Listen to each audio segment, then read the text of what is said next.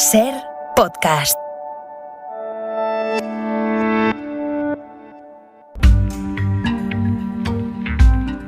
Hora 25.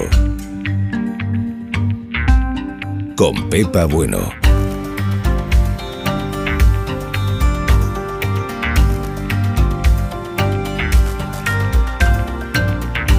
Quien haya estado en una reunión de una comunidad de vecinos sabe que hay clásicos que se repiten.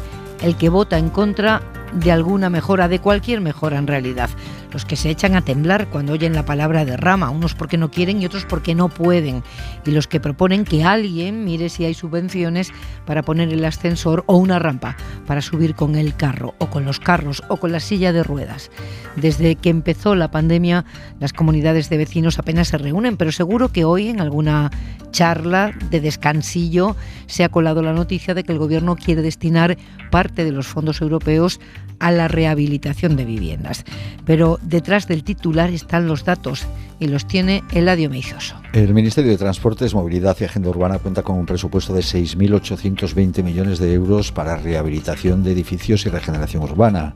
Más de 2/3, un 70%, será para rehabilitación de edificios públicos, incluidos colegios, hospitales, y también de edificios privados, en una rehabilitación vinculada directamente en ambos casos con la eficiencia energética, la mejora de envolventes, por ejemplo, para minimizar la pérdida de energía. También se destinan unos 1.000 millones de euros dentro de ese paquete de casi 7.000 a la promoción de vivienda social para alquiler asequible, pero vinculada también a la eficiencia energética, que es el sello clave en este plan de recuperación con fondos europeos. Estos son los datos y nuestro siguiente invitado sabe de sobra que muchos propietarios se están preguntando ahora mismo: ¿yo puedo pedir esa ayuda? Vamos a resolver, o a intentarlo al menos, a resolver las dudas que muchos tienen en este momento, las preguntas que nos estamos haciendo. David Lucas, buenas noches. Buenas noches. Es el secretario general de Agenda Urbana y Vivienda del Ministerio de Transportes, Movilidad y Agenda Urbana. ¿Quién puede acceder a estas ayudas?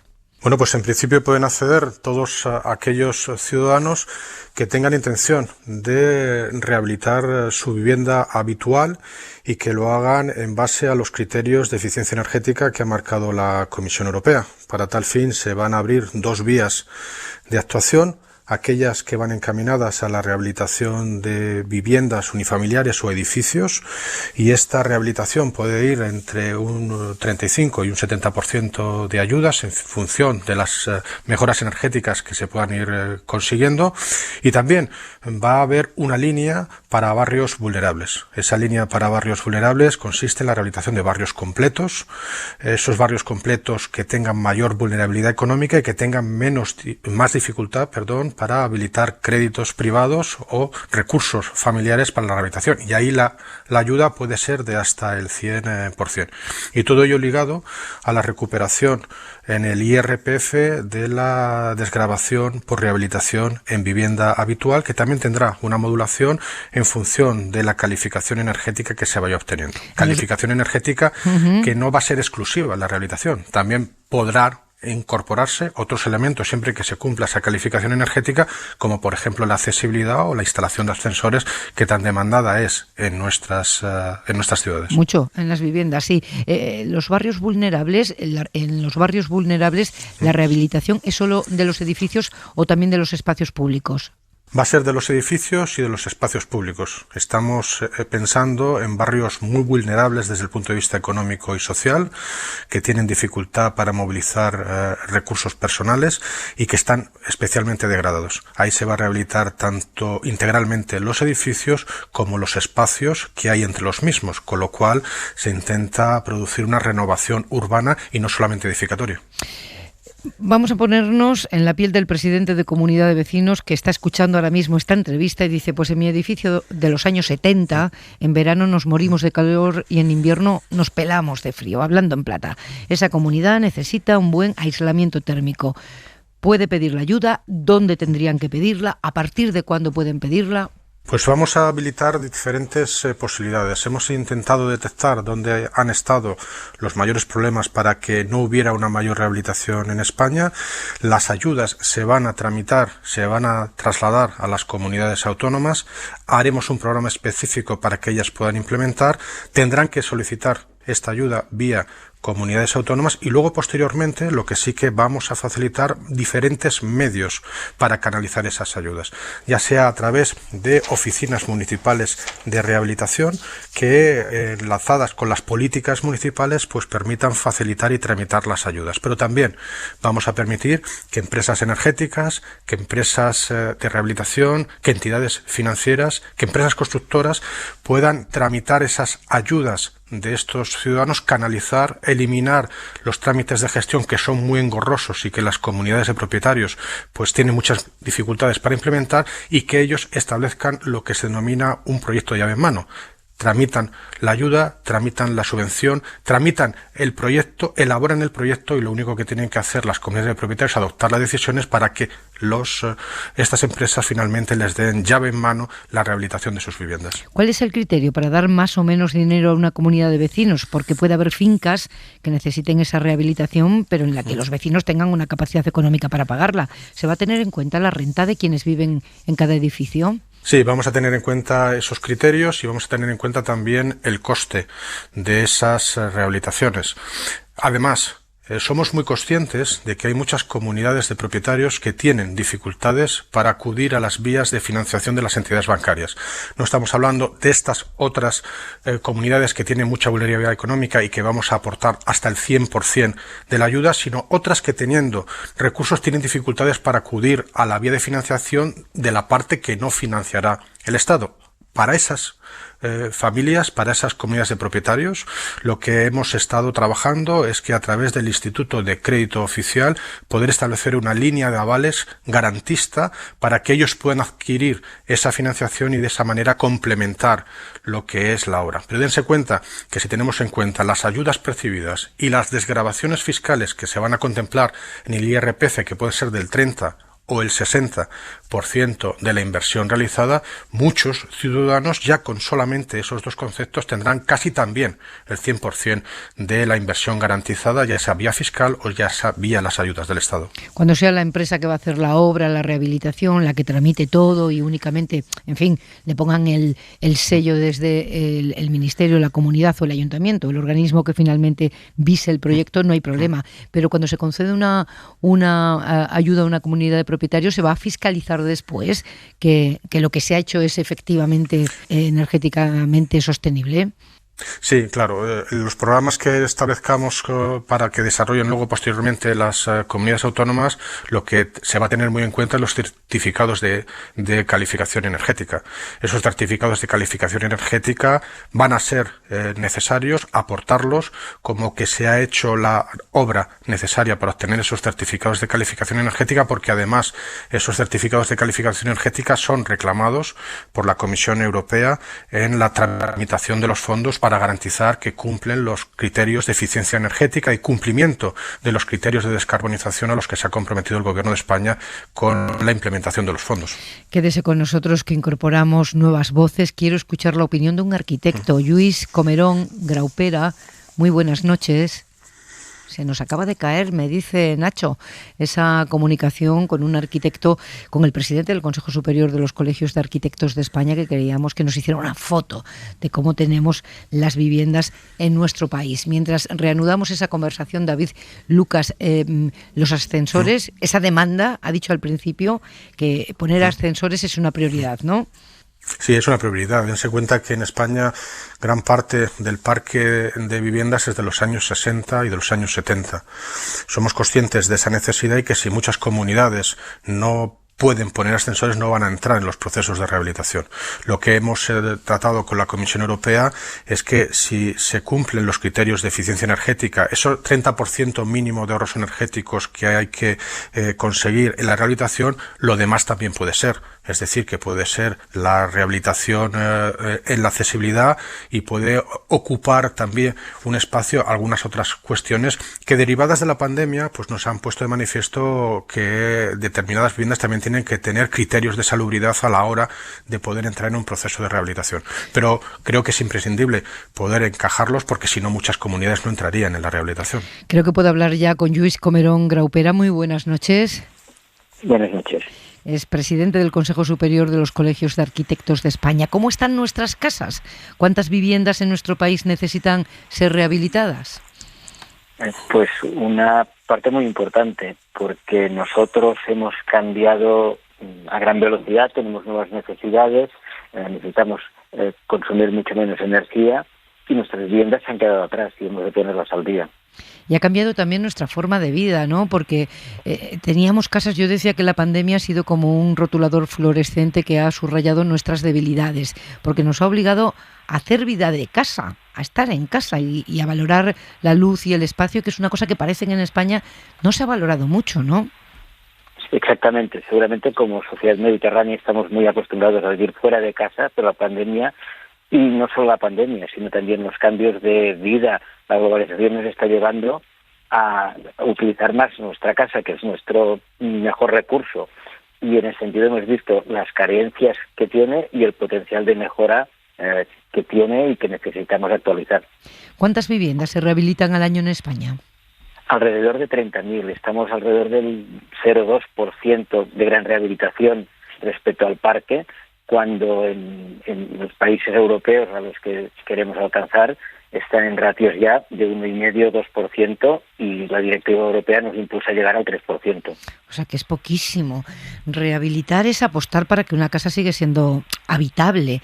Cuando se hace la rehabilitación de una vivienda, ¿ustedes calculan cuántas generaciones pueden seguir utilizando esa casa?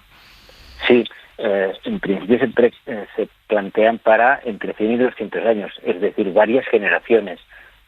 Tradicionalmente, pensar una casa permitía pensar en su uso más o menos constante durante ese tiempo. Hemos cambiado, como decía, muy rápido y ahora tenemos que reactualizar ese parque para adaptarlo no solo a las necesidades que tenemos ahora, sino a las que van a tener las próximas generaciones. Sí, que probablemente muchas de ellas trabajen incluso en casa y que el teletrabajo se vaya... Lo están haciendo, claro. Lo están haciendo y eso nos ha permitido descubrir ese potencial.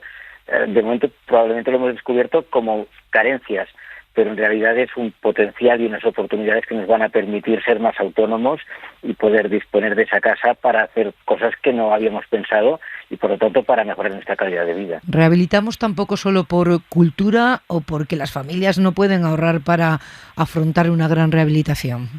Probablemente las dos cosas, pero la segunda depende de la primera.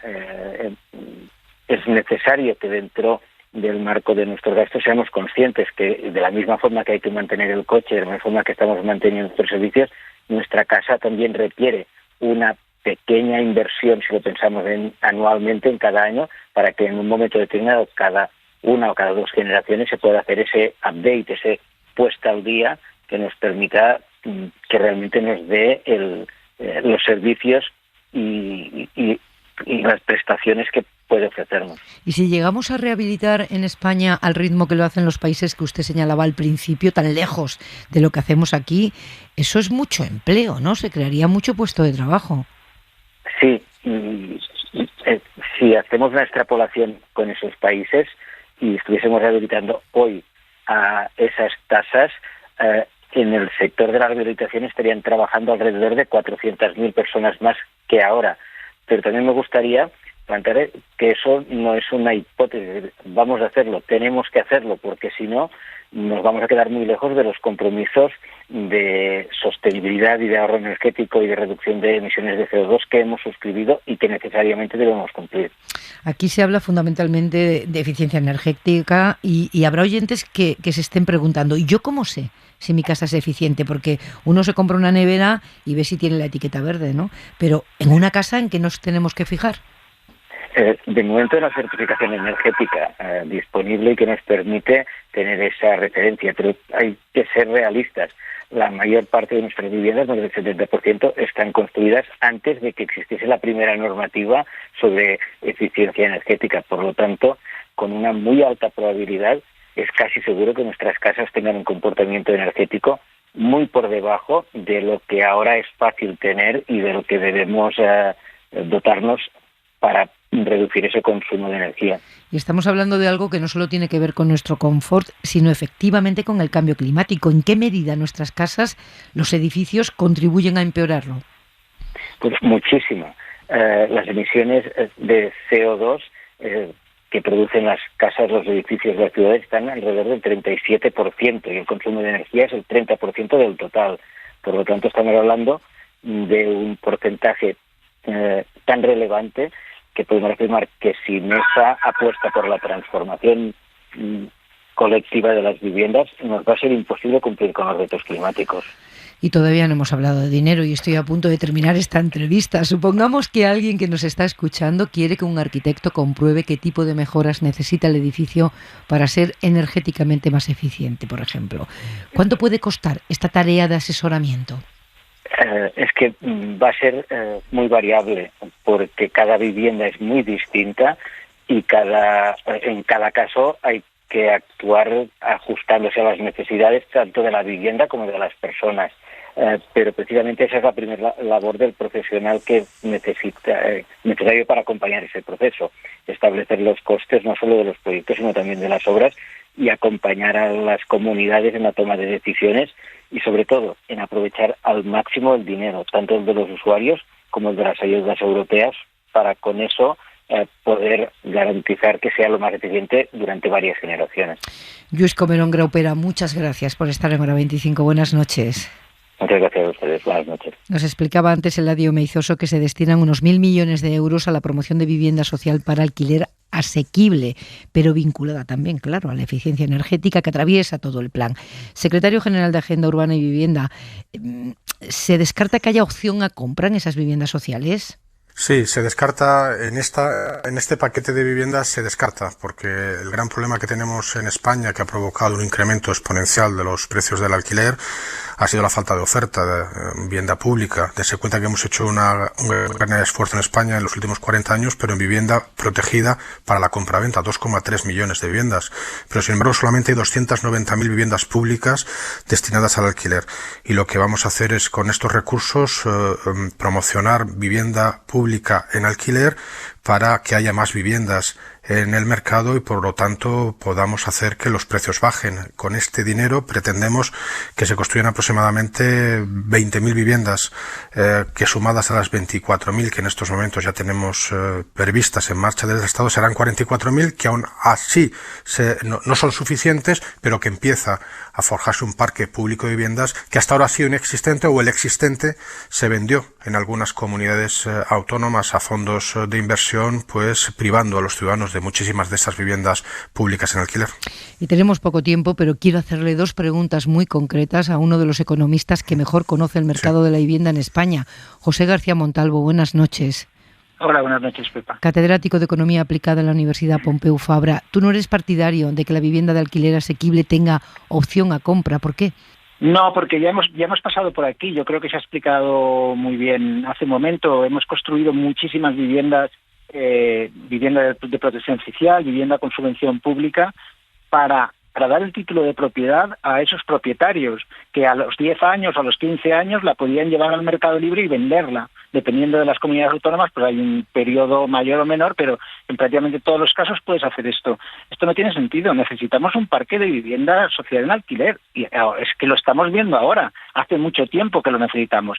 En algún momento tenemos que poner el primer paso para hacer esto y dejar de hacer vivienda subvencionada con dinero público para luego repartir los títulos de propiedad. Y además recordemos cómo se repartían los títulos de propiedad, con loterías, o sea, metiéndolo en un bombo y si te tocaba la bolita, pues mira, te había tocado el gordo, porque a los 10 o 15 años pues ya la podías revender y sacarte un beneficio, ¿no? Yo creo que esto no es la forma de hacer política de vivienda. Los sitios donde se hace política de vivienda consistente y duradera en el tiempo, etcétera, etcétera, y coherente, Viena, véase el País Vasco, lo que hacen es política de vivienda social en alquiler y eso es lo que tenemos que hacer nosotros también. Segunda pregunta, ¿rehabilitar viviendas para que sean energéticamente eficientes va a tener algún impacto en el mercado de la vivienda, en el precio? Yo creo que el impacto en el mercado del alquiler será muy limitado porque hay que pensar que aquí en este paquete de 6.800 millones está metida regeneración urbana, también edificios públicos y aquí hay muchas cosas, ¿no?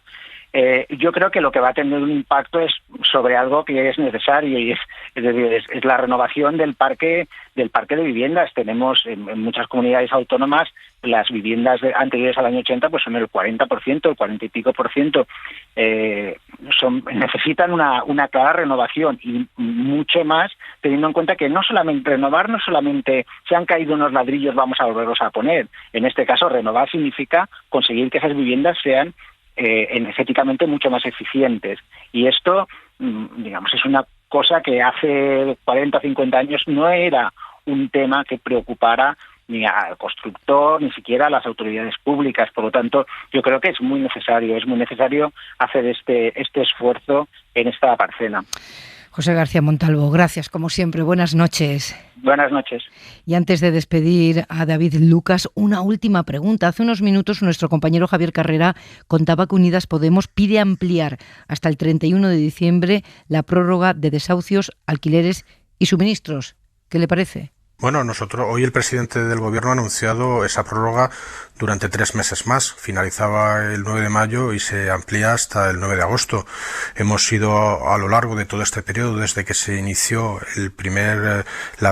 se establecieron estas medidas en el mes de marzo del año pasado, ampliando en función de cuáles habían sido los criterios que se habían ido modificando en razón de la evolución de la pandemia. Creo que estos 3 meses son razonables. Vamos a ver cómo evoluciona de aquí hasta el mes de agosto, pero hay tiempo suficiente para ir aplicando medidas que a la vez vayan ayudando a las familias, como venimos haciendo a través de diferentes medidas desde el Ministerio de Transportes, Movilidad y Agenda Urbana. O sea, no lo descarta, sino que se evaluará cuando termine este periodo de 3 meses. Bueno, nosotros lo que ahora vamos a prorrogar hasta el 9 de agosto, desde el 9 de mayo, y a partir de ahí pues vamos a ir viendo cómo se suceden los acontecimientos y cómo evoluciona la pandemia, pero en principio lo único que digo es que son 3 meses más los que aplicamos, son 3 meses más los que vamos a prorrogar a partir del 9 de mayo, y lo que pueda pasar el 9 de agosto pues lo desconozco, pero en principio la medida solamente está prevista hasta el 9 de agosto. David Lucas, secretario general de Agenda Urbana y Vivienda del Ministerio de Transporte, Movilidad y Agenda Urbana. Gracias, buenas noches. Que vaya bien el plan, ojalá sea un éxito. Muchas gracias por su atención y muchas gracias por darnos esta oportunidad de explicar un proyecto que es fundamental para la sociedad española. La columna de las 9. Miguel Ángel Aguilar. Pepa, la persecución desencadenada en las redes contra nuestro Javier Cercas, promovida por personas encuadradas en partidos independentistas, es la furiosa reacción a su comparecencia en un programa de máxima audiencia de TV3, la televisión pública de Cataluña, que aceptara la invitación, que acudiera a cuerpo limpio, que respondiera en un catalán impecable, que sin arredrarse se manifestara en los mismos términos en que lo había venido haciendo durante años, renunciando a cualquier transformismo que favoreciera su mejor aceptación en una televisión que podía suponer que le sería hostil, confirmaba, para desesperación de sus anfitriones mediáticos, que Javier no buscaba granjearse ventajas sacrificando sus convicciones, pero tampoco pretendía el desafío o la gresca gratuita.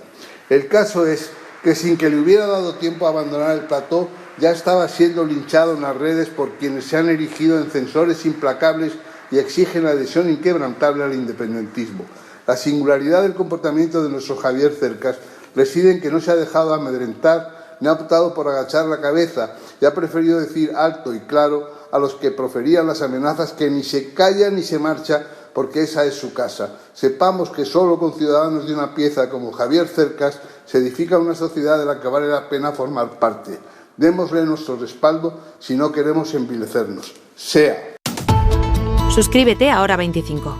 Todos los episodios y contenidos adicionales en la app de Cadena SER y en nuestros canales de Apple Podcast, Spotify, iVoox, Google Podcast y YouTube. Escúchanos en directo en la SER de lunes a viernes a las 8 de la tarde.